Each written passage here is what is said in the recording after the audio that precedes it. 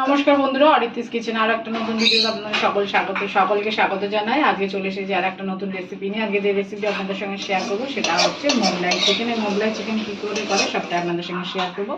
কড়াই বসিয়ে দিয়েছি, আমি কড়াইতে দিয়ে দিচ্ছি সাদা তেল, এর মধ্যে দিয়ে দিচ্ছি গোটা তেজপাতা ফোড়ন, আর দিয়ে দিচ্ছি দারচিনি, সামরিচ, গোলমরিচ আর জায়ফল, দিয়ে দিচ্ছি ঘি। একটা মশলার পেস্ট বানিয়ে নিচ্ছি, এতে নিয়ে নিচ্ছি আদা, রসুন, কাঁচা লঙ্কা, পেঁয়াজ আর টক দই। ফোড়নটা ভাজা ভাজা হতে হতে আমরা মাংসটাকে মেখে নিচ্ছি। প্রথমে আমরা দিয়ে দিচ্ছি হলুদের গুঁড়ো, তারপরে দিয়ে দিচ্ছি লবণ, দিয়ে দিচ্ছি কাশ্মীরি লঙ্কার গুঁড়ো, গোলমরিচের গুঁড়ো। ভালো করে মাংসটাকে মেখে নেব।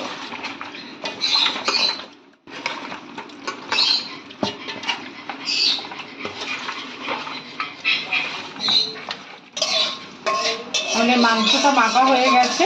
এবার আমরা আমাদের ফোড়নটাও সুন্দরভাবে ভাজা হয়ে গেছে, মানে সুন্দর গন্ধ আসছে। এবার দিয়ে দেবো এতে মেখে রাখা মাংসগুলো দিয়ে দিচ্ছি।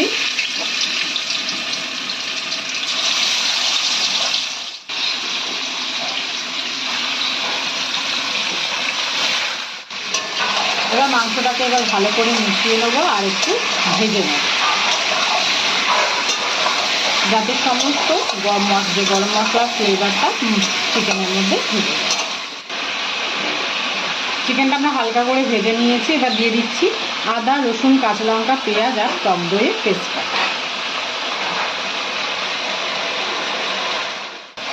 এবার ভালো করে মিক্স করে নেব এবং একটু কষিয়ে নেবো, যাতে আদা, রসুন এবং পেঁয়াজের যে কাঁচা গন্ধটা সেটা চলে যায়। আমি এই মশলা বাটিতে আর একটা পেস্ট বানিয়ে নেবো। তার জন্য এতে নিয়ে নিচ্ছি চারমগজ, নিয়েছি একটা বড় গোটা টমেটো, আমি 4 টুকরো করে নিয়েছি, আর নিয়ে নিয়েছি 7-8টা মতন গোটা কাজু বাদাম। একটা মিহি পেস্ট বানিয়ে নিচ্ছি। আমি আদা রসুন দিয়ে ভালো করে কষিয়ে নিয়েছি। এবার দিয়ে দিচ্ছি এতে গুঁড়ো আমুল দুধ,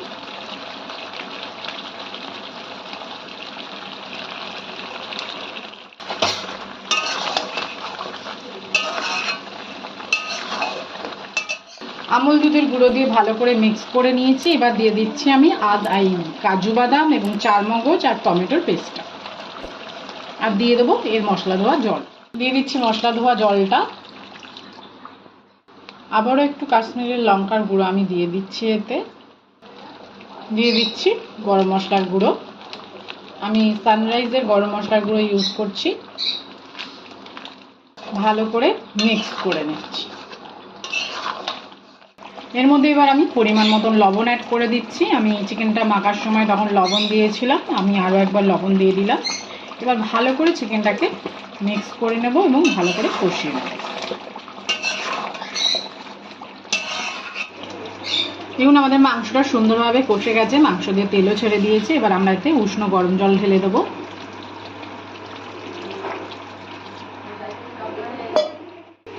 এবার ভালো করে মিক্স করে নেব।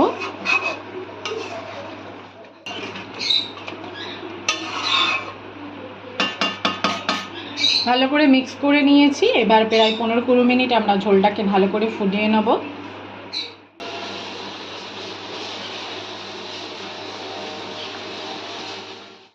আমরা ভালো করে ফুটিয়ে নিয়েছি, তৈরি হয়ে গেছে আমাদের মোগলাই চিকেন। এই রেসিপিটা আপনারা অবশ্যই বাড়িতে ট্রাই করবেন এবং কেমন লাগলো আমাকে কমেন্ট করে জানাবেন। এই রেসিপিটা রুটি পরোটার সঙ্গে খেতে খুব ভালো লাগবে। এবার উপর দিয়ে আমরা একটু ধনেপাতা কুচি ছড়িয়ে দিলাম, আর একটু মিক্স করে নেবো ধনেপাতা কুচি দিয়ে।